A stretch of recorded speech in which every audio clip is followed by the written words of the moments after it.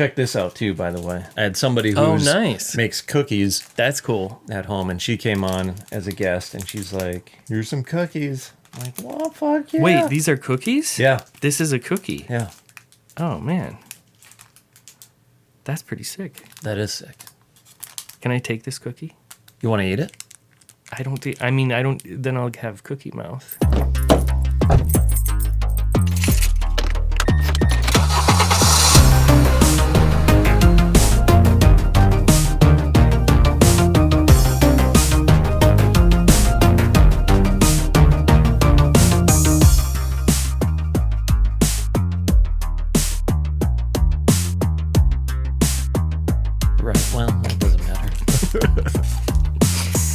This is sick.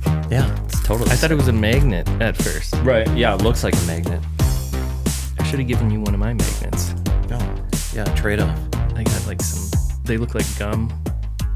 Like you stick gum on the wall. Oh, yeah? It's a magnet? Yeah. That's kind of awesome. And they're like a little face. My wife made them, yeah. I brought a bunch here. So that's funny. I'll hook you up with a magnet. For some reason, there's a spot in Seattle that people stick gum. I can't remember what it's called. Gum Alley or something dumb. Right. Yeah. It looks kind of apocalyptic there. Yeah, it does. They all get gray and gross. Right. A lot of gum. It's better than Love Locks, you know these things? Oh, right, yeah. Yeah, that's dumb too. Prague is plagued by Love Locks. Oh, really? No gum, though. That's better. No gum, yeah, true. Just love. Hey, I'm Jeremiah Palacek, and I'm an artist and educator and shop owner living in Prague, Czech Republic, but I grew up here in Bismarck, North Dakota. Volvo thinks the design of a car should be as intelligent as the person who drives it. Consider the thinking that went into Volvo's gas filler cap. Volvo provides a receptacle, so it shouldn't be mislaid. So it shouldn't be missed, Volvo colors it red. The seat provides more than a place to sit. It can make you a better driver. You can see through it, and it's infinitely adjustable to afford you better control over the controls. A lumbar support may be firmed or softened to your liking. And if an important light burns out, this lights up. It's no surprise that a car this carefully thought out should appeal to people who think. 87% of all Volvo buyers are college educated. The other 13% are just plain smart. So my first car was a 1978 Volvo 240, and that was given to me by my grandpa when I was crazy young because my grandfather was one of those guys that had like 50 cars in his front yard. Yeah. So, but it was pretty well kept and well cared for around the area. But it was actually Sarah Vogel's car, who was the like agriculture commissioner or something like that. Uh-huh. And her car broke down near the farm, and then he just took it, paid like $50 for it. And the trunk actually had a bunch of mask toys in it, which I was pretty excited about because I was like 8. Yeah. And he said like that was going to be my first car. But did you get all the toys? I took the toys. I was happy about the toys. That's awesome. Because I didn't get a lot of toys. So this room has like a lot of toys. Not that I want toys. We can pull these down and play with them if you want afterwards. Nice. But yeah, that was kind of the first one. But it doesn't really count because it was like driving around the farm, and it had to get fixed because he was a mechanic. So that's why he had like a ton of cars. If anything broke down, he would like buy it. He bought my brother like a '73 Mustang for $300. Jeez. And gave it to him when he was like 8 or 9 as well. So that was pretty cool. Except his was a lot cooler than mine. Yeah, a little bit. But the Volvo never worked. And then I ended up with a Mustang. I had a 66 Mustang, actually. What the hell? When I was 15, I got a 66. Yeah. Because there was a crappy one down by Dairy Queen by this foot doctor place. And he had a really crappy Mustang in the back. And I like offered to buy it. I went in there. I was like, hey, do you want to sell that car? And he was like, I'll take it for $500. So my grandpa checked it out, and he was like, this is a piece of shit. It's like the head was cracked and all this stuff. Oh, no, yeah. And I think I was 14. My aunt had a 69 Mustang. My brother had a 73. And then I wanted this one, and I couldn't get it, so I was like super sad. And then, yeah, another one popped up. But it was like restored. So that was kind of strange. So I got like a crappily restored 66 Mustang. Crappily. Like Bondo and that sort of stuff. Yeah. But it was still super fast, dual exhaust, glass packs, all that. Super obnoxious car for like a 15-year-old. Oh, yeah. Are you just tearing it up? Yeah. Because, it was a 3-speed, 289 V8, and put 410s in it, 4 10-inch subs. Because I was like big into car stereos. That was kind of my deal. Me and my friend Guy would like go down to Feist TV every day and just hang out. Oh, gosh, I remember and we're that. like Eggers Audio's nerds. We would just go in there and listen to music in cars and stuff like that. So we always had some like scheme to make a bigger box. Nice. That sort of deal. But heavy on the bass, basically all bass. Yeah. So on the outside, all you hear is... Yeah. The trunk would be rattling. You get like Dynamat, I think you could put in, which was like a dampening sticker you could cut that was super thick. Oh, yeah? You could put it on your trunk so it would That work? like be the Yeah. Gets out some of them. Yeah. You can cut it and like put it in, those little circles and stuff Okay. inside your trunk if you don't want to buzz too much. Right. I didn't know that was a thing. Yeah, there's a bunch of dorky shit with car stereos. Yeah. I mean, but yeah, that was pretty much our whole deal. And we were making like isobaric. I remember we made like a concrete box one time.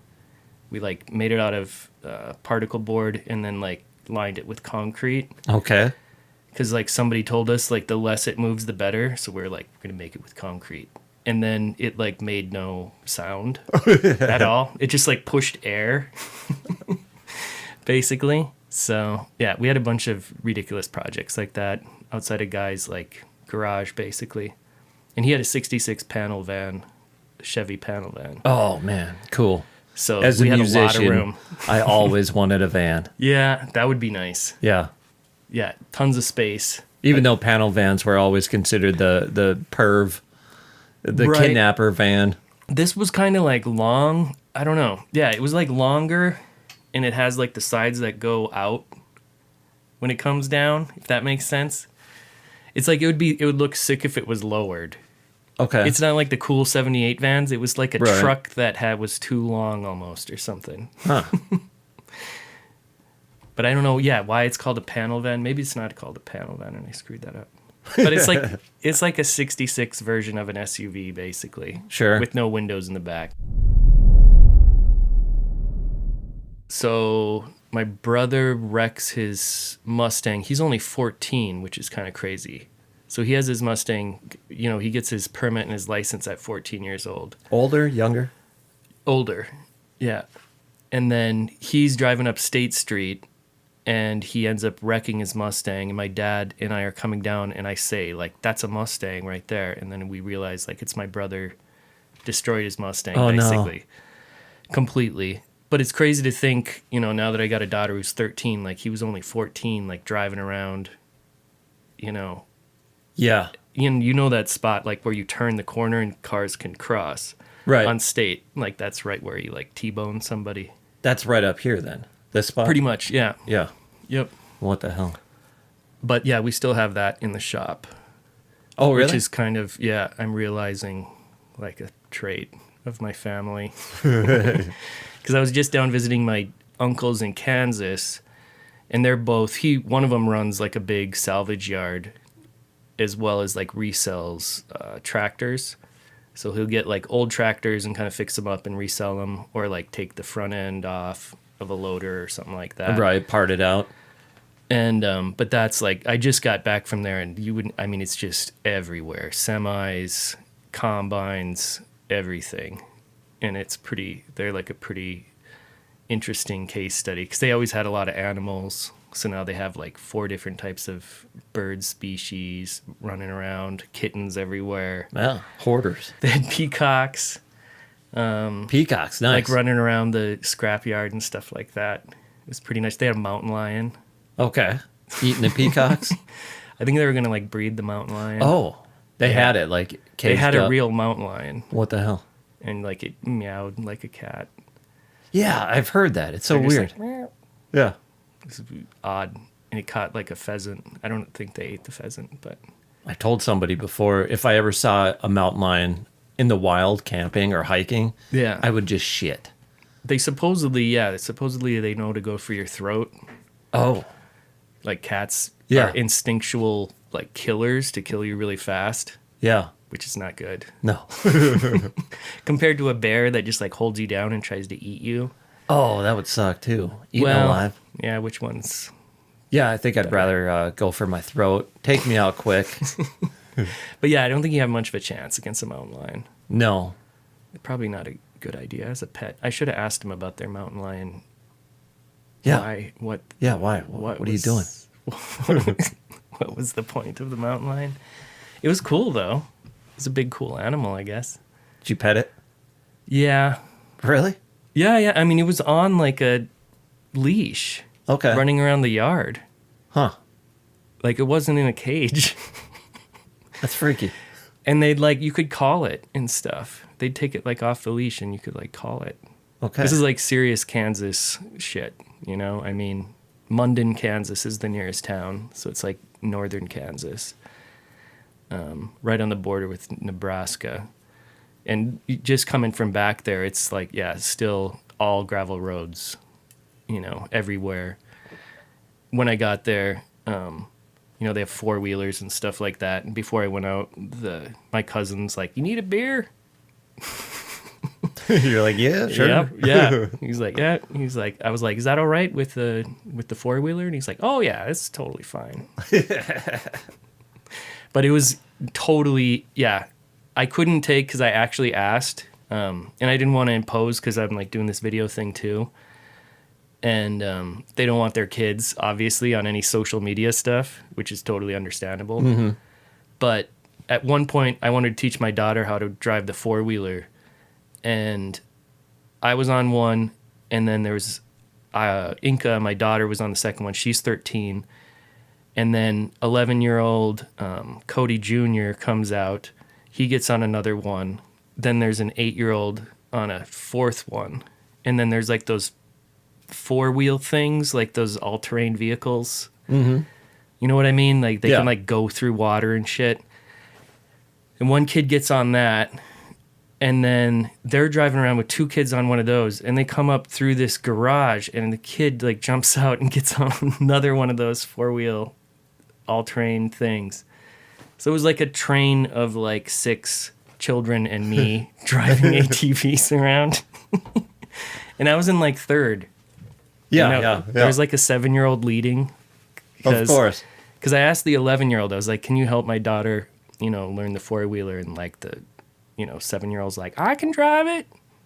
I was like, what? You don't drive it by yourself. You like steer. And she's like, no, I drive it. Jeez. And I just jumped on, started up, just took off immediately. That's like, crazy. There's no clutch on this? Oh. And my daughter's like, I'm scared. But I put it in low, and it was like, you can't go too fast in low. Yeah. But then I just put it in normal. I'm still after like 10 minutes scared or something. of those. They're pretty dicey. Mm-hmm. They're pretty dicey, yeah. I mean, because it's just like a thumb throttle. Yeah. Like you don't do this whole deal even. It's just like... So, yeah, I could see how it's easy to get in trouble on one of those. Right, yeah, yeah. I had a bike too. Yeah, I had a little Yamaha Enduro motorcycle growing up as well. So I've ridden a motorcycle, but I wiped out that in front of like my family reunion. Showing off? Basically, yeah. Yeah, I wiped out showing off too on gravel. Yeah, it was on gravel out at our, because we have a farm near Mackenzie, North Dakota. And so it's like, and I got that from this kid left it at, do you remember a place called Beer Can Hill? No. I don't know if you guys ever called it that. It was like north of, I mean, it's totally all developed now, but it was like Century area, kind of like north of Century High School area, and there was a big hill, maybe behind where that second water tower is up there. Okay. And there was like a burnt couch up there and a bunch of beer cans, and so everyone started calling it Beer Can Hill. Oh. And like because they'd go out there and drink. Yeah. And this kid, he was like younger than me, like left it. And then my other friend who had a truck, Rob Bircher, was like, we should go get that motorcycle. So we just went and took it. Nice. And he never mentioned it. Never cared about it at all. What a dipshit. God. Yeah. I mean, it was a Yamaha Enduro. And it was all, it was all fucked up. Mm-hmm. But still ran. it ran, actually. Yeah, it worked for like a bar, riding around the farm sort of situation. Right. It was totally fine. Yeah. So that was pretty fun. I was kind of used to that stuff, but yeah, I wouldn't go on a motorcycle now. My brother's got a couple like Ninjas. Oh, no way. And I just like sat on it, and they're just so heavy. Yeah. It doesn't feel good at all. I don't know. It feels super sketchy if I was on that. I asked him, he said it's like 350 pounds. So I don't know how I feel about Does he wear a helmet? Full gear? Yeah. No, he's got full gear. But a helmet for sure. Yeah. Maybe he should get a leather jacket and all that too. I would think. I've seen too many meat cran videos. Yeah. People wipe out and just slide. Like, ugh. They're just too fast. I have a scooter, and it maxes out at 40, but going downhill. Right. That's And- pretty fast. Yeah. Like, it's fun. That still feels fast. It does. But if I'm going uphill 20, 15 sometimes, I'll Right. have cars behind me. So Nice. I'm trying to rock myself up the hill. Like, God damn it. Yeah, it's fun. I love the scooters. And they got fat tires too. Right. So I've taken them on dirt roads down south a little bit to the river. Right. Those are, I mean, it's fun just cruising around on them. That's more what I would want to do, I guess. Yeah, Now. yeah. But I can't get on a bike and just go 100 miles an hour. No. Too much. First gear, you can do 60, he claimed. Oh, 'Cause yeah. he has a Ducati as well, if you know those, but they're these like European touring bikes. And he said first gear, you can hit 60. And it's like, dude. And that's like 3 seconds. Yeah, freaking shit. How do you even hang on? Why? Yeah, I don't know. It doesn't need to go that fast unless you're like jumping into a speedboat. Yeah, or you got to something. take a shit. And you're just like, Right. right now. Got to get home. Left a curling iron at home. Currently, I run a shop in Prague called Dead Shirt Society. And then I resell graphic t-shirts there and like my own shirts that I make. And I like airbrush them and make embroidered stuff on them and stuff like that. That's all on my Instagram, Dead Shirt Society. And then I also teach strangely, actually, this is kind of car related. I teach at a video game company called SCS Software. And they make a game called American Truck Simulator and European Truck Simulator. Oh, really? And they're just these huge simulation games where you drive a semi-truck and you like get, I don't know. I've never played it, but I think it's kind of like Roller Coaster Tycoon where like you get better trucks and you can like buy bigger wheels and Okay. like get faster trucks and like make more money, and then you can like start your company and stuff like that.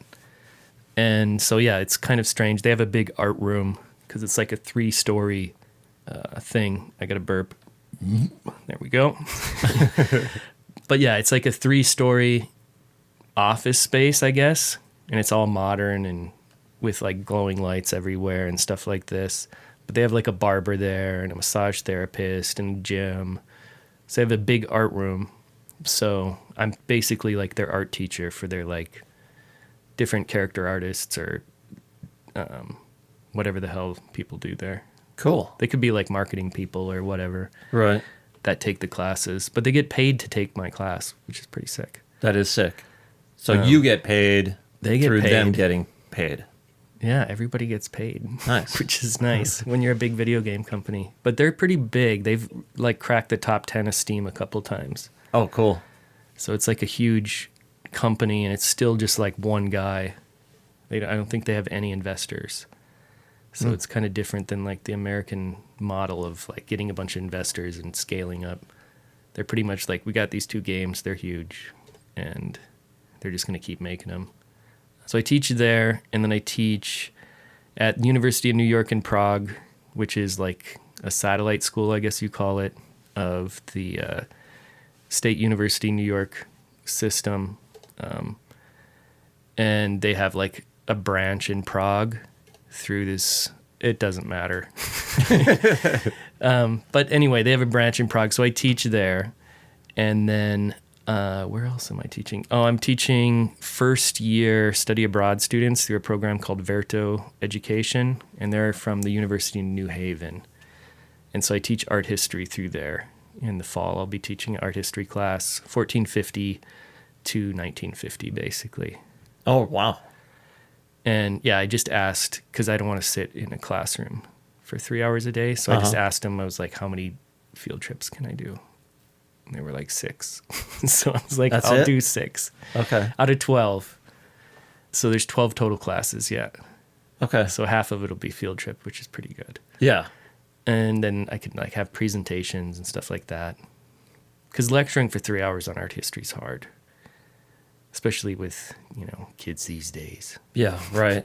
Getting them to read something and write for 3 hours takes a lot of patience. And they're like sticklers on you have to be in class. Because it's like a first year. It's crazy. It's a first year study abroad program. So it's their first semester in college. Yeah. And they do it abroad through like 50 different universities in the U.S. You can do this, I guess. And they're 18 years old. They're in Prague. And you can drink legally there at 18, so... Oh. I've heard it gets a little squirrely. Yeah. With them coming there for the first time. Can they smoke by 12? They can't. It's 18. It's Okay. 18 for smoking. But yeah, I'm sure you could buy them. Probably not as easy back as the vending machines, though, back in the day.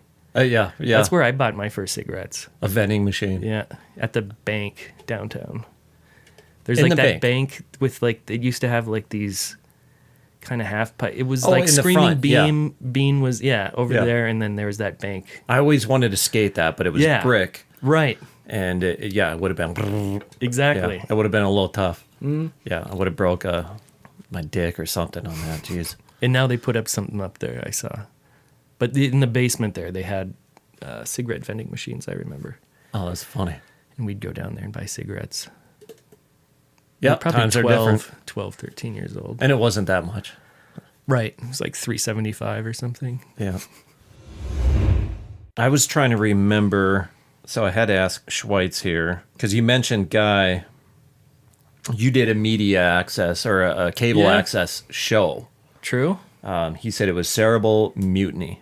Right. Or cerebral. Cerebral mutiny, yeah. That's funny. I haven't heard of that for a while. But yeah.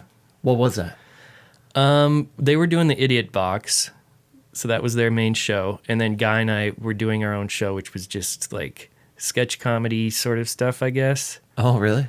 And then he had like I don't know what year it was, but he had a VW bus and like super hippie hair and stuff like that. So he'd like play dorky songs we'd make up. It's pretty dorky. Yeah. We did one where we started interviewing people, which would be fun to find. We went up to the Capitol and like randomly started interviewing people about like marijuana legalization. What year was this? Probably 96. Yeah. Or something like that. Yeah. And just like people in like, I had no idea who they were. Right. They were just like guys in ties. Yeah. Guys in Ties. That'd be a good Guys name. in Ties.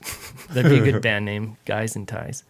But yeah, it'd just be like Guys in Ties would come out and we were like, what do you think about marijuana legalization?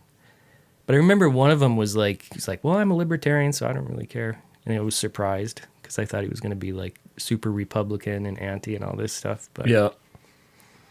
I don't know what the point of that was. Well, I guess I do. We were just smoking weed all the time. Right, I mean, yeah. That was kind of the changing in my life. Around 17, I started chilling out. A lot of people had cable access shows then. It seemed like, or at least a few that I knew. And there was a point when we went around recording a bunch of stuff. And this was when Jackass became a thing. So we were doing stupid stunts. Nothing that we made into a show or nothing they would air. Yeah. So we had bunch of tapes that we've recorded dumb shit on. That's pretty much what we were doing. Yeah. Yeah. Dumb shit. And now I feel like podcasts are the new cable access show. You know, everybody's kind of doing it. That's true. Yeah. Yeah. I did a podcast as well. I should get back into it for a while, called the Painting Podcast, and that's just about like different painters and different artists and stuff like that. Because there's not a lot of like podcasts about. There's a lot of like interview podcasts, but it's just like a solo podcast, and I'll just talk about Caravaggio or something like that. Cool. For like 30 minutes and give like a basic intro. Because I do these things anyway. Right. These presentations on people and stuff like that. And then I was starting to think, like, how can I use that? So I had my YouTube channel for, which is scary to think, 19 years now as well. Painting course on YouTube. Just YouTube/painting course. And yeah, that's like 19 years in now. And that's what I'm going to use this video for too. I'm going to end up putting it up there, but I don't know what the hell it's going to be, really. Right. But you were in a band too for a bit. Mm-hmm. Eat Sinking Teacups. Yeah, that was awesome. Yeah, that was weird too. That was pretty odd. Did you ever see us? Yeah. Probably. Yeah. I remember, I think it was at Green Earth Cafe. Right, of course. Yep. That was me, John Satcham, Devin Morrill, and Schweitzer. There was one that every nightmare. once in a while will pop into my head. And it was like, where is your car? Something like that. Oh, right. Yeah. And it was repetitive, and it Yeah. had a cool vibe to it. There was another one called This Is a Chair, where we just put a mic on a chair and then beat it with like sticks. And it was chair, chair, chair. This is a chair. Another time, like, Satcham put mic on a vacuum cleaner and just vacuumed the floor. And yeah. I don't know if you could do that stuff today. Yeah, I don't know what the hell made us think we could do, like, get it. Nobody, I don't think anybody ever messed with us for it either. Right. You just sat there and watched. I mean, wow, this is good. yeah. The first shows were pretty sick because Schweitzer had like multiple projectors. Yeah. And so those were pretty awesome. And he had like that Atari, he had like an Atari sound thing that he hooked up to that big TV that was there. So there was like pretty cool visuals. A couple times we put on like Huckleberry Hound, or something, and then had that visualizer thing from Atari thing. Schweitzer would know what it was. Right. So visually it was kind of cool. And this was crazy, when I was in Boulder, I saw like the PhD students were like bringing a guest artist in. So there was like posters up around the school and stuff. And it was Satcham, John Satcham was coming there. So I just like went in and sat in on the class, like when he walked in, and he was like, "Jer." And then we performed together. He was like, "Well, we got to get the band together." Yeah. Because he had to do a performance there as well as part of his lecture. Okay. And he does this crazy, really awesome performance of where he's like doing a presentation and he's like glitching his presentation as he's doing it. So it kind of makes sense for him like giving an artist talk, but he's like actively like deconstructing his artist talk as he's doing it. And so we put, I made popcorn, and then I put like a camera. I just taped my phone to a bowl, and then we passed the bowl around and ate popcorn, and then he was using that feed from the camera like during his performance as well. And so that was kind of getting the band. But there was like a pretty famous professor there named Mark America, who's like a big internet artist, and he was really excited about it. Yeah. He's like, "This is amazing, you guys. You got to take this on the road." And the popcorn popper actually flipped the circuit breaker at one point. Oh, cool. So John was really excited about that. Yeah. Because he's like, that's the ultimate, glitch. Yeah. To like actually trip a circuit breaker as well. Because we had a hot air popper going for like 60 minutes.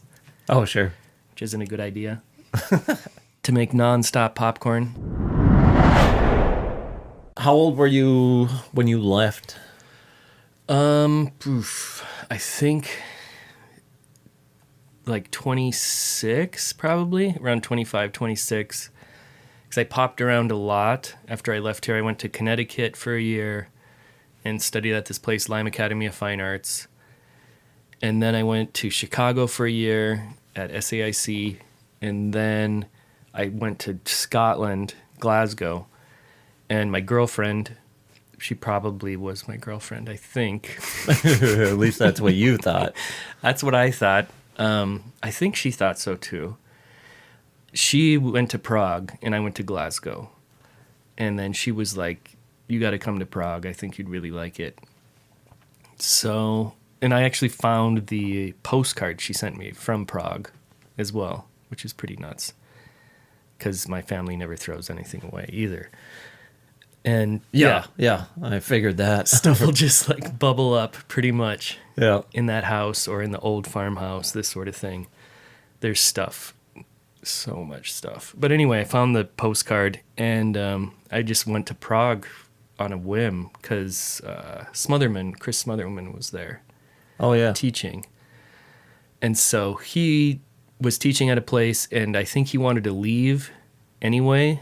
So he knew there was going to be a teaching spot open, more or less. What's he teaching? English. Yeah, Just like that's English okay. as a second language. Okay. But it was at like the state language school. So it's like kind of a prestigious one, strangely. And then I'm communicating with the lady and she's like, yeah, no problem. Just come here. You got a job. And I got there and this English woman interviewed me, like 60-year-old, very pompous woman who was like, I need to see you teach. And I wasn't expecting that. It was like at my interview. And she made me like go into the classroom immediately. Oh. And I wasn't prepared at all. And then she's like, you have to get certified and you need to do all this stuff first. And I was like, what? So I didn't have a job. I got there like with no job. But back then it was like super cheap, so my apartment was like $300 a month right in the center. Beer was like 70 cents for a half liter. So you could stretch $1 quite a long ways there. Yeah, dope. So you had a few bucks when you got there. Not too much. I mean, I was just working in an art store. Before I left, I was working in an art store in Flagstaff, Arizona. And so I saved up like $5,000 or something like that. Wasn't that much, but somehow that lasted a while. Mm-hmm. Then I started doing like, content management sort of stuff.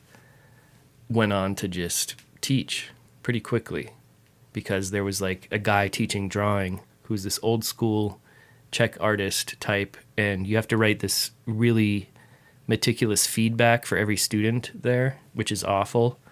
So you have these learning outcomes, and then every learning outcome you have to write like a paragraph about how this student like does this thing. And he was just like, I'm not doing this. So they hired me there to co-teach that class pretty much, and that's how I weaseled in. I didn't even have a master's degree, but I was teaching. So they later found out that wasn't allowed. After like 10 years. Yeah. They finally checked to see what degrees everybody had. Oh, shit. I didn't lie about it. Right. I don't think I even sent them a CV or anything. But yeah, I was teaching for like 10 years there. And they were like, yeah, you can't teach without a master's degree. But yeah, so I strangely got hired into an okay job teaching painting, and then they needed everything for foundations. There's a million classes, and a lot of people do foundation year classes. So I had like 4 or 5 classes my first year, which is pretty good. Yeah. In terms of pay and stuff. And then, pretty much got married, had a kid, got an apartment, did that whole deal, and still doing it now, pretty much. Yeah. Still living in Prague. Yep. What was your intention with going to school? Just to become an artist, get better, and then did you originally want to go in and teach? Yeah. I probably was, so enamored with painting itself in that world. The ultimate goal would be like be a represented artist, painter, right. you know? But you always kind of know that's a dream of sorts, but then you get like glimpses as a painter. It's pretty tough. Every time I've done really well as a painter, it's been in the span of like a very short amount of time. And I think that's how it generally works with a lot of artists, like selling work like that, where it's like... You mean like what you're selling, or your work is really good? It's more like, I think it comes down to, for me, like there's two ways. As a painter, you can like get a big fancy gallery that's like a big white cube gallery, and they will essentially promote your work, get smart people to write about your work and make you look better, craft a story about like what you do that's, you know, easy to consume for collectors. And these people will, you know, I have friends that sell paintings for $40,000 a painting, and they can sell out a show before it opens. You know? Whoa. So like, it's totally possible. Yeah. And the first time I heard that happen was with Joe Soren, who's a painter down in Flagstaff, actually. He's done a mural down there as well. And that was like kind of the dream, actually. Yeah, when you mentioned that, because I know he had a big show in LA. He's kind of a pop surrealist painter. And he played in a blues band locally with my ex-girl, well, Andrea Marinuk, who you probably remember as well. Mm-hmm. I was down there living with her, and she had like, you know, I guess they're married now. I don't know if they're married, but they're still definitely together. But he's a drummer in a band, and he was the bassist in the band. And he was a painter, but he sold out his show like before it opened in LA. And I was thinking in my head, I was like, wait a minute. That's like 20 paintings and $20,000 per painting. Jeez. Like, so he just bought a house flat out. Yeah. With that one show. So that's like pretty crazy in that realm. But then I've had a lot of mine was just like early virality, I guess. Uh-huh. If you knew a site called Boing Boing, if you ever heard of that, boingboing.net, they're still around. I think it's just like called like the best of the internet, but it was like one of those big blogs, and they featured my work a lot of times. There was a guy, Cory Doctorow, I don't even know how to say his name, Doctorov or something. He would just like feature my work, and that would be, you know, I could get 40,000 visitors to my blog back in the day in a day. So everything I had, I sold. Cool. Every time I got boinged, basically. Because back then it would just cascade down to all the blogs. And then like NPR did a story, and, you know, it's like Financial Times and Wired did an article, and it just like cascades, but it's all like literally in a month. Mm-hmm. And then it's gone, completely gone. But when it's going up, you're like, oh, this is it. No, first time.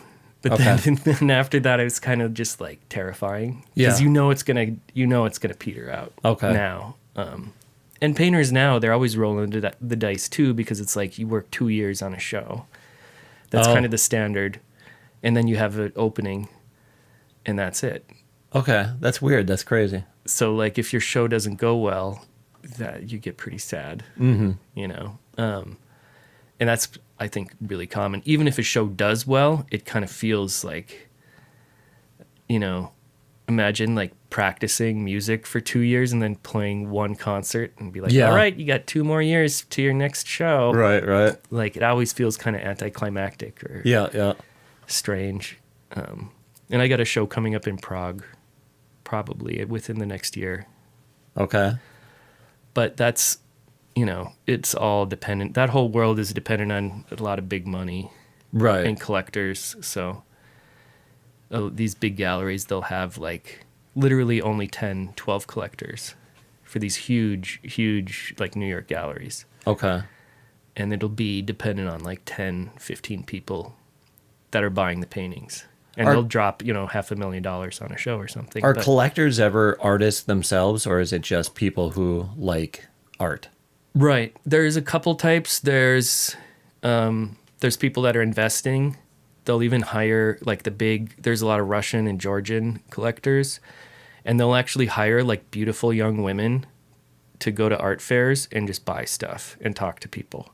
And they'll give them a budget, and they'll be like, we'll give you $1 million to buy whatever you think is good. Okay. And so there's like that, but they just put them in like a crate. You know, they're like investment. Mm-hmm.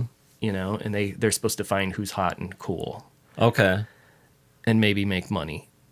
They probably like art a little bit, but then there's the nerds. There's real nerdy painting people that are just painting nerds. Uh-huh. And they collect. Yeah. Yeah. And there's a ton of those throughout history as well, where they just fill their houses with paintings, and they're just going to shows all the time, and they go to like the BFA shows, you know, as well. And if they find cool stuff from some student who's still, you know, finishing their bachelor's degree, they'll buy it, you know, for $2,000 or something like that. And everybody feels happy. There's a good documentary I think it's called The Collector, and it's about a guy who basically filled his house with African sculptures and all this sort of stuff.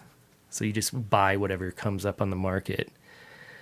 And it's from his daughter's perspective, and he's like walking around his house showing off all his different stuff. He bought a bunch of Chagalls, and yeah, there's a couple families, they get in, you know, they're buying paintings for $5,000, and then all of a sudden if you buy a Pollock in 1950, it's worth $40 million. Mm-hmm. So that's a lot more paintings you can buy. Oh yeah. If you're, you know, truly a painting nerd. So those collectors end up, you know, getting a few gems, and then they make a shitload of money. But they're such dorks that they just put it back all into paintings and art and stuff like that. Right. And that's the one that, of course, everybody wants those people to buy your art that actually appreciate it and will take care of it and that sort of stuff. But yeah, there's that. And then there's people that just want stuff for their house. That's cool. Mm-hmm. Where it's like $2,000 for a painting is a lot, but it's also something they'll have for their whole life. So yeah, you can sell paintings to anybody, really. And it's a lot more people than a lot of people think. My grandma was a painter as well. So coming back from Kansas, her kind of, you know, I don't even know what to call it, like her aura or whatever in that house, because her house was full of paintings in this Kansas area where my uncles are scrapyard junk dealers. Of course. And there's tons of kids running around, you know, and she's making these abstract paintings and like paintings of her community. She did a bunch of paintings on shingles, and she'd write on the back of the shingle like what building it was from, like if it was an old schoolhouse that got, because they're like wooden shingles back in the day. Oh, okay. And so she'd sand them down and then make paintings on those shingles as well. But she did a bunch of like big abstracts we still have here, like 12 foot by 4 foot, huge paintings. And she was kind of this mythical figure to everybody still. Like they have a special room of the house just of her stuff there. Mm-hmm. The house is still full of all her paintings. And since one of my uncles is like an antique guy, they always are going to sales. So any work they see that comes up, they're always like buying it back, because she's never got like famous or anything really. Right. But she sold so many of them that she sold hundreds and hundreds of paintings. And so they'll still pop up from time to time. Yeah, that's so weird. Paintings don't go away. People take care of them. Even if it's a bad painting, people will take care of it. Right, yeah. You know, you see them at flea markets still. They Rummage somehow sales. survive. Rummage sales, yeah. They still survive. That people don't usually throw them away. Right. Even if it's terrible. Sometimes it's great if it's terrible. It's like the Museum of Bad Art. If you've ever seen that, I think it's down south somewhere. But it's all just thrift store paintings. Oh, yeah. But originals, yeah. Like a little girl blowing bubbles or something. I saw on Reddit, it was just the other day too, where somebody was working at a thrift store. A painting came in. They wanted to take it at the end. Just one of those generic, whatever type thrift store paintings. Yeah. And the other coworker in the back had cut it across and was going to throw it away. And they couldn't understand why they cut it. And the person was like, well, they never sell, so we're just going to toss it. But she's like, but why did you cut it? Like, they did that with books too, and clothes. Strangely, they'll just like snip the clothes before they throw it. I don't know what they're doing. Yeah, right. Is it so they can't resell? But they don't care about the resale. They're just market. throwing it anyway. Yeah, you could be. If you have you heard of the painting Salvator Mundi? It's a Da Vinci. It's the most expensive painting ever sold. It sold for $1 billion. $1 billion. Yeah. That's crazy. To a Georgian oligarch. He put it on his yacht. And his yacht is worth $1 billion too. Yeah. And he was asked, Well, now it's like, two. Right. And they asked him, they're like, which one do you like more? And he's like, oh, I'd take the painting. But they found it. It was like 2 restoration guys. They bought it on eBay for like $5,000 because they thought there was something underneath it. Like looking at the eBay image, they're like, this has been painted over. Yeah. And they literally took the paint off of it, and it was a Da Vinci. That's crazy. Underneath. And there's some, conspiracy theorists that are like, what? Not everyone's in agreement that this is a Da Vinci. Oh, that really is? But they still sold it for $1 billion. So, is that the one where they found an actual thumbprint or something on the back or in the painting somehow? No. That must be a different one. They did that like they X-ray scan everything and they can see the original drawing and all that stuff as well. I don't think there's a thumbprint. I can't remember what it was, but there was, famous artist, and they were trying to find out if, I think it was a Pollock or something. Yeah. There was a documentary about of the this paint. Yeah, right. Okay. Like the paint itself got on and made a print. Yeah. I see what you mean. Yeah, for sure. Like somebody had picked this up at a rummage sale or whatever, Right. and they're like, oh, I think it's a Jackson Pollock. And other people are like, no, it's not. And then, Yep. yeah. Verifying provenance. But now they do that with like Super Mario Brothers and stuff too. What's that? They have to like verify that they're real copies. Oh, yeah. If they're like boxed, because there's been a couple odd incidents where people are selling those for like $100,000. Oh, Like funny. the original boxed copy of Super Mario Brothers. Yeah, like yeah. in the plastic thing. Jesus. But they think it might be money laundering or something. Mm-hmm. I guess if you want to make bootleg Super Mario Right. Brothers. I wonder if anybody did that with the E.T. Atari games Right, that's true. that all went into a dump somewhere. That's The so funny. Cars VHS. Those are worth about $1,000. If you ever see Cars VHS, buy it. Speaking of cars, Uh-huh. it's the last VHS movie ever made. Oh, really? Yeah. That's funny. I'm on Laserdisc right now. Oh, really? Yeah. Nice. I just got Maniac Cop 2 mailed Oh. here the other day. Shit. Yeah. Do you think there's a Bismarck thing about like collecting stuff? Yeah, maybe. I see Right. it everywhere. Like Right. with all my friends here, like Yeah, McCormack. yeah. You look at my Schweitzer, action figures here too. Even here, yeah, Yeah. There's a ton of action figures all around. My family's weird. I've always been into Stinks. comic books. Yeah. So I still do a lot of comic books. Yeah. I don't know. Maybe.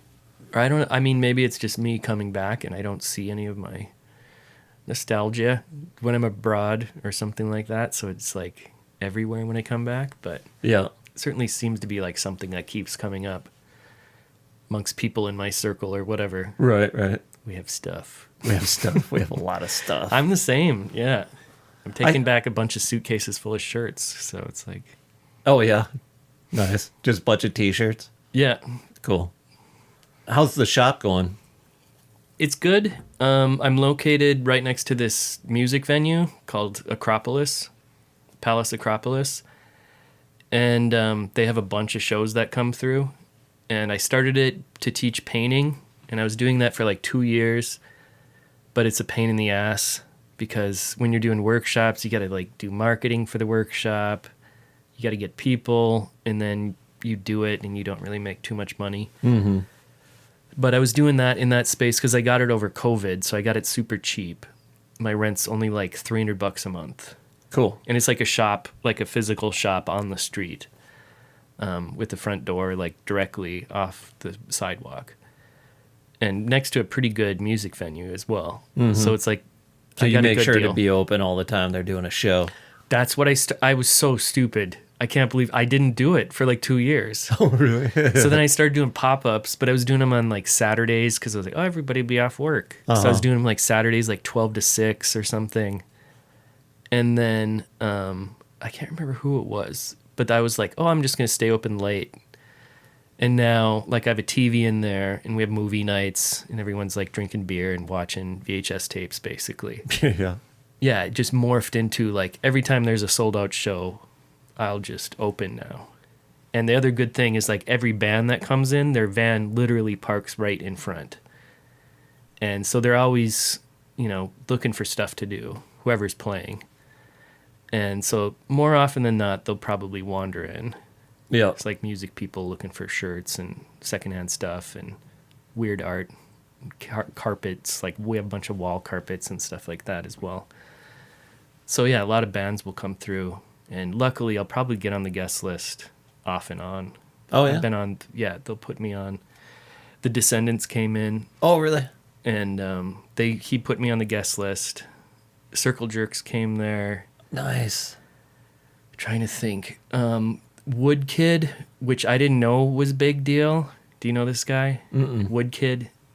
He made the theme song for Arcane, this Netflix show. Oh, I know it. It's like this big symphonic thing. I don't know what you call that music. Right. It's like symphonic movie music or something. But he came in, and I kind of knew he must be famous just because he looked like it. Yeah. But then my daughter was like, that was Wood Kid? She doesn't really care about him, but she was like, no, he's actually really big. I was like, okay. Huh. Who else? A couple times there was this band called Fanfare Cicciorilla, and I was playing, strangely, I make these playlists that have like all different music genres on Spotify because I don't like the same music forever. And it was like Mussorgsky's Pictures at an Exhibition, which is that like dun dun dun dun dun dun dun dun dun. And he was like, this guy, where the hell are they from? They're from like Bulgaria or something, but it's like a Roma gypsy band, that type of music. Cool, yeah. But I didn't know who he was, but he came in and he was like, you like Mussorgsky? And I was like, yeah, Pictures at an Exhibition, And he was like, you come to the show tonight. He's like, don't look at anything, just come to the show. And I was like, all right. And he gave me a +1. My wife didn't want to go with me. My daughter didn't want to go with me. And then I had a Bulgarian friend, and he was already going. So he's like, oh, but my sister wants to come. So like she was my +1. But I was with like a group of like these Balkan people with this music. It was totally nuts. Yeah. Like just because it's like, I don't even know how to explain it. Like gypsy music, if you're familiar with it, it's like, yeah. Like klezmer music meets kind of big band or something like that. And the guy that came in plays the drum with like a microphone. So he just had a snare drum, but he's like the lead singer of the band as well. So like, yeah, like people are bringing you beers. You have no idea who they are. And everyone's just like dancing and screaming. It was totally nuts. So I was glad that I didn't listen to anything. But yeah, she kind of told me, she's like, oh my God, they're huge. You got to come. Like, it's a super fun show. So yeah, randomly I'll get guest lists and just get to go into the show. But usually, yeah, just staying open, being an extended merch table. Yeah, right. More or less in some ways. Yeah, moving around a lot. That's got to be, I guess for me, it would be really scary. But you're just like moving from one place to another, and then you settle in Prague. True. I don't know how I got like that. I wasn't even trying to do it, really. Yeah. You just kind of became a gypsy yourself. I guess so. Wandering around. It started with school, that whole deal, because, I wanted to go off to some school. Uh-huh. But I started my first 2 years just at BSc here. So I was there for 2 years. I think that's when I was doing e-syncing teacups, actually. Yeah. I was probably after I graduated, yeah. Okay. Or we started it, yeah. I think I started it 97. That would make sense. Yeah. But then, yeah, took off just with a dream to the Lime Academy. But I hadn't really ever seen anything like that when I first walked into that school, and it was like, it was only a figurative academy. Mm-hmm. So it's all figure-based work. Basically, all the walls are just full of figure paintings, and they're all awesome. And I'm like, wow, I want to be a figure painter. Yeah. And that lasted a year because I was like, I need to kind of go beyond just this. But I love a lot of those paintings still. But yeah, personally for me, I had to do more than like just copy reality and get really good at it. I wanted to do other stuff. So that kind of led me everywhere I went. And then Prague, I knew it was cheap and I could just continue painting. And it's funny because like painting is such a big part of my life. I often forget that it's odd or different, you know? It's Right. like something I just do so much that I don't even talk about it much. So yeah, but everywhere I go, I need to have a studio and I need to paint stuff. It's just like how I'm addicted to it, more or less. That's what my like Italian friend always says. He's always like, it's an addiction. But you like to, you know, I don't know what the hell, what do we get from painting? I don't know. You get to look at it at the end and be like, oh, that's okay. Yeah, that's how I am with music, you know. You make something, you listen back, and It's like maybe at first you're like, wow, that's really good. Right. I dig that, you know. Record it, give it out. Years later, you might look back like I do for some reason, and I'm like, ugh. Right. Sometimes it's awful, but then sometimes there's other ones that kind of fall through the cracks, and you're like, wow, that was actually all right. And I was doing music stuff when I got to Prague as well. You make something, you put so much of your time, effort, Right. sweat, and then you sell it, and then it's gone. Right. Does that feel weird? Maybe the No. first time you did it? You got too many of them, though. Oh, okay. Usually, I think. Most painters. Do you ever sell something and you're like, Yeah. to me, that was garbage? No. Because I can get pretty guttural sometimes. I was doing this painting a day thing, like on my website, and I didn't do it on Instagram, just because I want Instagram to be like more curated, kind of a view of my work or something. Right, yeah. Just because that's kind of like an industry sort of thing, where you should have like a portfolio of work that's easy to see, and it's not like a cat video. Yeah. Or, you know, whatever, you rock climbing or something. Like, if a curator does see your work and they're interested in it, they're going to go to Instagram and they want to see your best work first. So all my painting a day stuff, I was just putting on like an old school blog on my website. And, there's some of those that are pretty rough. Sometimes they get rough because I also don't care. Like, if you know, like, John Twingley, did you ever know him? He went to Century. His brother Ben went to BHS. He actually worked at Eggers Audio as well. But John Twingley's, he's like a badass illustrator from Bismarck as well. And he like works for like New York Times, Rolling Stone, like all these big different magazines and stuff like this. Lives in New York, or I think he lives in New Jersey now, but whatever. But he started with me doing drawings, and my parents paid him like $20 to take me out and draw. And so we'd go around here to the carnival. We went to like a traveling sort of Tiger King situation and like drew tigers and stuff down at the zoo, this sort of stuff. And he was like awesome because he just doesn't care. And so I think that was, and I would have been 17 then. I was in high school still, so I was probably 16 or 17. But he was like 21, graduated from Moorhead State University, I guess it's called. So he'd drawn a lot, but yeah, his approach is super loose and it doesn't matter because it's like based on this kind of Ralph Steadman, the guy who did Fear and Loathing in Las Vegas illustrations. It's just this splattery, don't give a fuck approach to painting. Yeah. And so I still do that a lot. And sometimes people are even like, what the fuck are you doing? But I don't care at all when I'm painting. You're like, I just don't give a fuck. And that's part of painting too. Like, yeah, I guess that's different in music.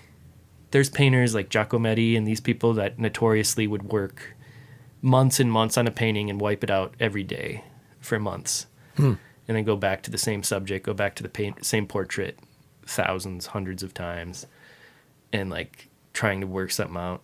So there's probably a history of just like not caring, I guess. Right. Yeah.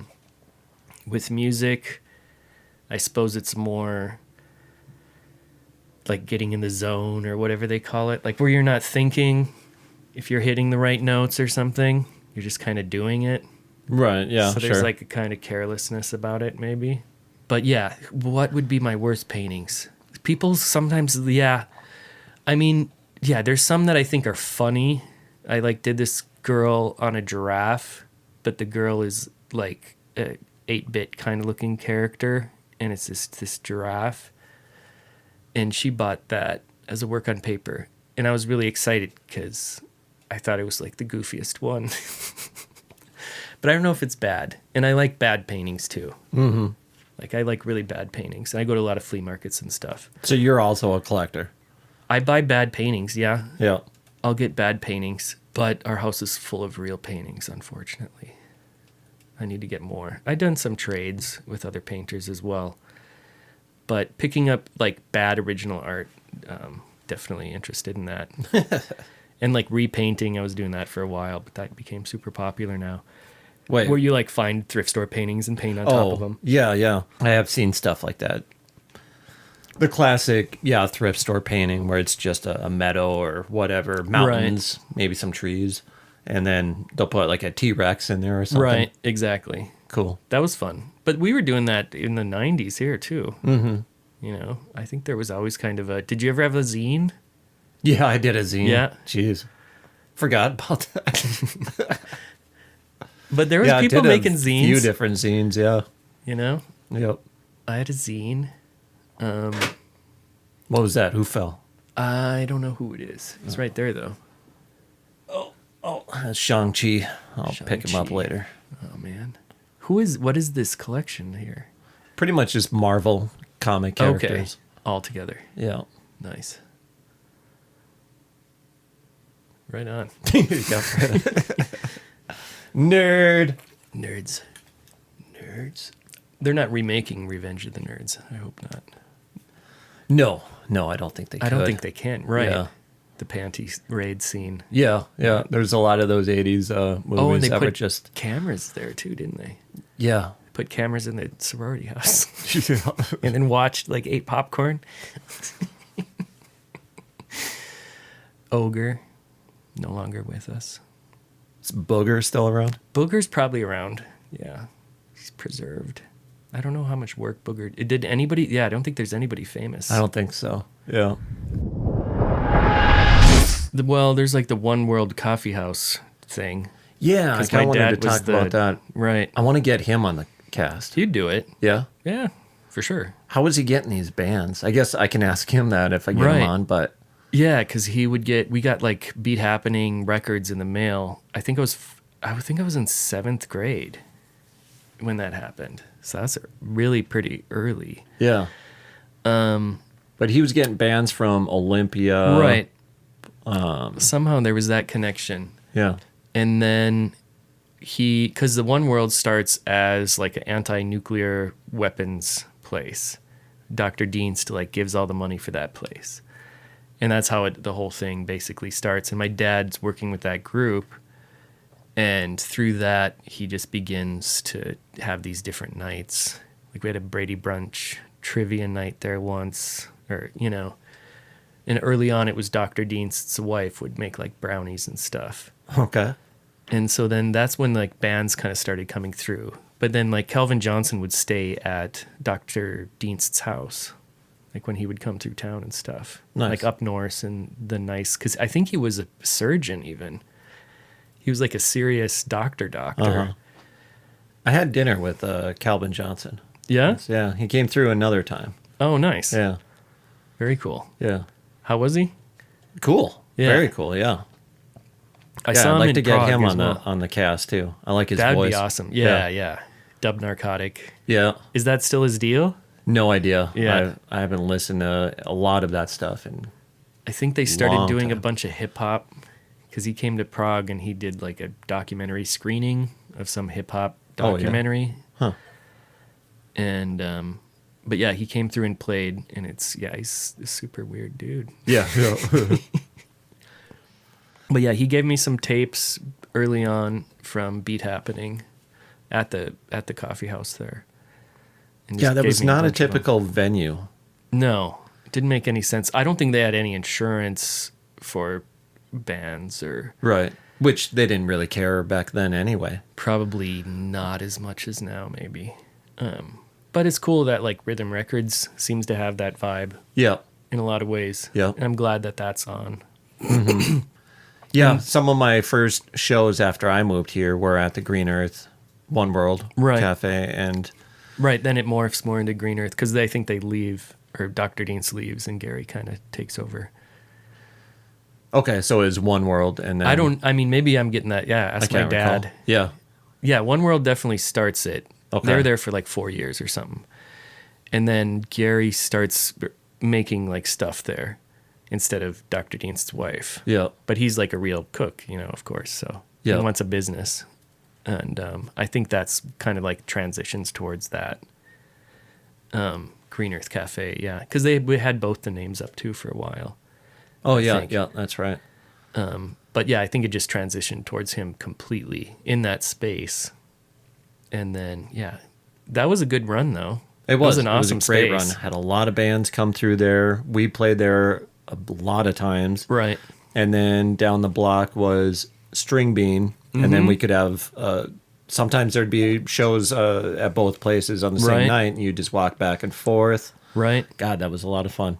Zines. Check out my zine. People made zines. Yeah, that was decent. That seemed like stuff was happening. That there was 2 spots, that really changes stuff when there's 2. Yeah, you know? Yeah. I mean, it doesn't seem like... But I think we got a good dose of just like that 90s. That's also a time when, coffee houses and Friends, this sort of stuff becomes popular. Sex and the City. Like the idea there's a coffee shop everyone goes to and hangs out at. Yeah. Like kind of becomes a Friends. thing. Friends is probably the big one. Yeah. I don't know what the name of that place is. Because before they have like the Peach Pit. Oh, yeah. In 90210. Or wait, no, that's Saved by the Bell, right? No, that was... what was Peach that one? Pit. Is that 90210? Maybe it is. Must be. And then Saved by the Bell has the Max, right? Yeah. They're all going to get milkshakes still in like 90. What? 93 probably? Right. Around there. Those we didn't hang out and get milkshakes. No. I guess we did go to Denny's. Did you ever go to Denny's? Oh, yeah. Yeah, that would... Back when it was all night long, too. Yeah. And we would just sit in the same booth for hours. Right. They never kicked us out. You could get endless coffee, which is just a bad idea. Right. 1 a.m. Just why we'd stay up all night, too. Right. God. Yeah, that was kind of the late night thing, would be Denny's maybe. But yeah, not getting milkshakes after school. Nope. Exactly. In fact, I never even got coffee when we went to the coffee shops. Right. I didn't either. I have no idea what I got there.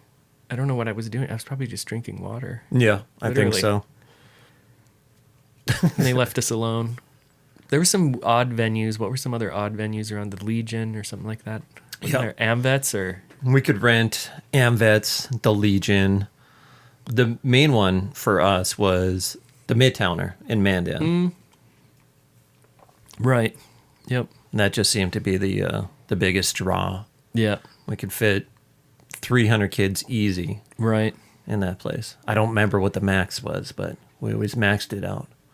Are there still like the youngins? Are they playing their own songs and doing their things? Actually, the scene is very good now. Yeah? Awesome. Yeah. And the quality is really good. Nice. Yeah. The shows, I always love going to Rhythm Records. Yeah. Whatever's on, I'll go check it out. Yeah. And I've been really pleasantly surprised. Yeah. I discovered from my daughter, it's talking about Midwest emo. Do you know this genre? I can if you heard hear it in my head. Yeah. And I never thought of that as being a thing, but I always thought there was kind of like I don't know. There was like everybody was kind of getting their aggression out. Yeah. Maybe like a Norwegian, not in a death metal way, but like everyone's kind of frozen. And I think there is kind of an edge to like the music that was made here in some ways. Yeah, right. Not just the vacuum with a microphone on it. Right. But like there was I was pissed off. Yeah. You know? Yeah. not in a bad way where I was like mad at the world or anything, but No, like you just when had making that teen angst. Yeah, it was kind of angsty, and that was embraced, I think. Yeah, totally was. Like people weren't trying to be pretty, I don't think. No. Or like, you know, look good necessarily with this, like, maybe they're still not. I don't see a lot of phones out at shows here either. I noticed that for sure. Mm-hmm.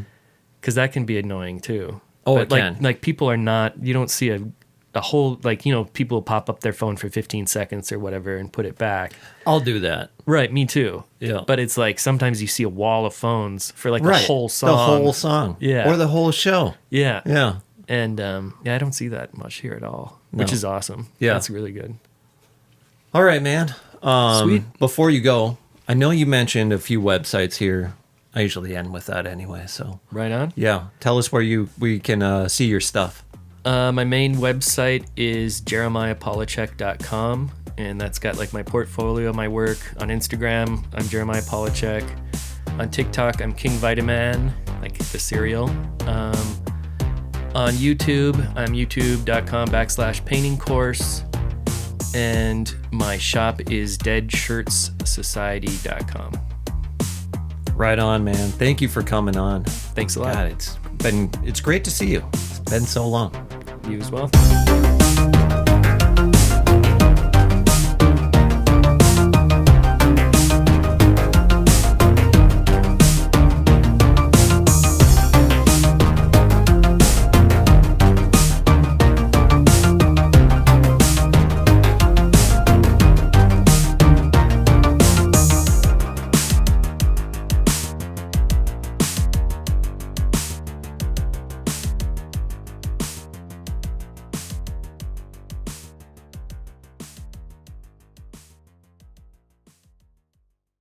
And when people are drinking, you know, when it's 8 o'clock at night, they will like, what's happening to my voice?